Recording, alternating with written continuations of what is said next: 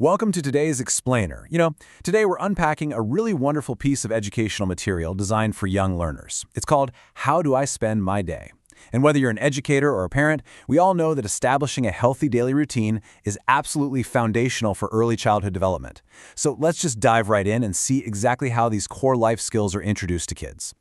Right off the bat, the source material hooks its young audience by stepping into the shoes of a relatable peer. It begins with a really sweet introduction. Hello friends, I am Pihu. I am 6 years old. Today I will share my daily routine.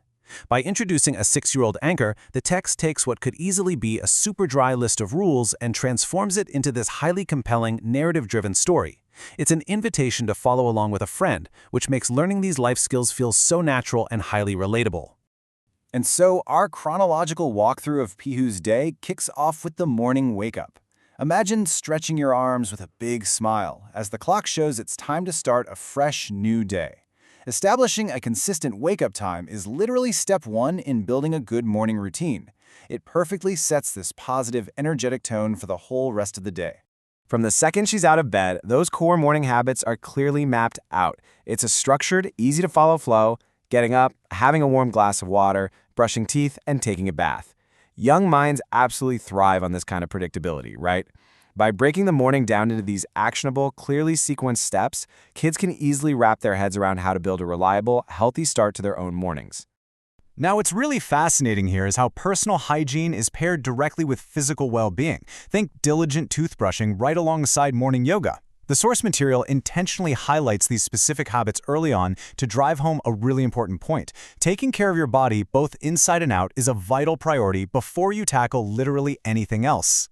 This also brilliantly tackles a secondary but equally important educational goal: teaching the totally abstract concept of time. The text points out the sun rising in the sky to signal morning, and then contrasts that with looking out the window at the moon and stars at night. By contrasting that bright morning sunrise with the dark nighttime sky, children start to connect their personal, everyday routines with the broader, natural rhythms of the earth. It's a real light bulb moment. Getting back to that morning sequence, it is time to eat. Think a yummy sandwich and a glass of milk. You simply cannot learn, play, or grow without proper fuel. The chapter positions a healthy, hearty breakfast as a totally non-negotiable step before ever leaving the house. It directly links those healthy eating habits to getting the energy needed for the big day ahead. Okay, so let's see how this builds into the next major phase of a child's day. Uniform on, backpack zipped up, and stepping right out the door. We are transitioning the narrative from private life at home to the public, educational sphere of school. The routine gracefully shifts from quiet self-care to prepping for learning and social engagement out in the wider world. And then we arrive at the classroom, studying and playing alongside classmates. Think about that focused environment, students sitting together, fully engaged with their books. This part of the day emphasizes the importance of dedicated academic time, sure, but also those super valuable social interactions that happen all morning long. It shows young readers that learning isn't just a solo mission. It is a shared, communal experience.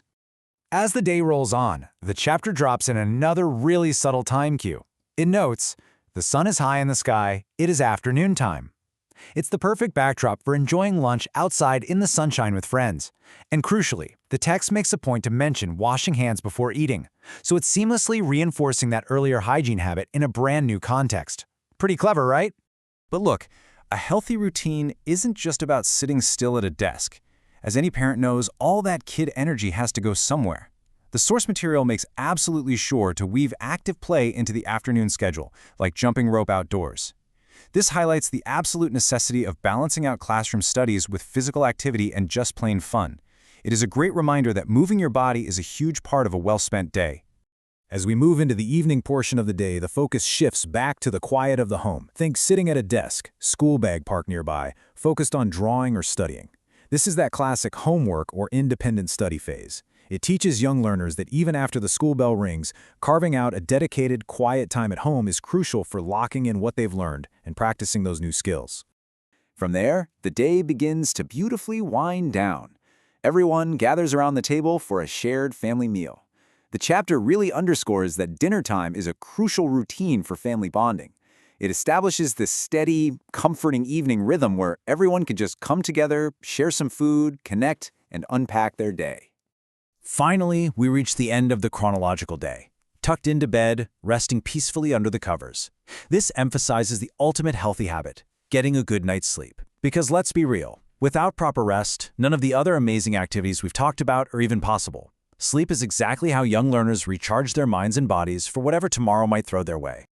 Now, you might think the chapter ends with lights out, but it actually smoothly pivots to a fantastic interactive section called Let Us Talk. It asks two great environment-based questions: what do you like to eat in the summer season, and what do you like to wear in the winter season? This is brilliant because it transforms the young viewer from a passive listener into an active participant. It gets them thinking about how their daily choices tie into the broader changing of the seasons. To take that learning a step further, the source material throws in a project work section.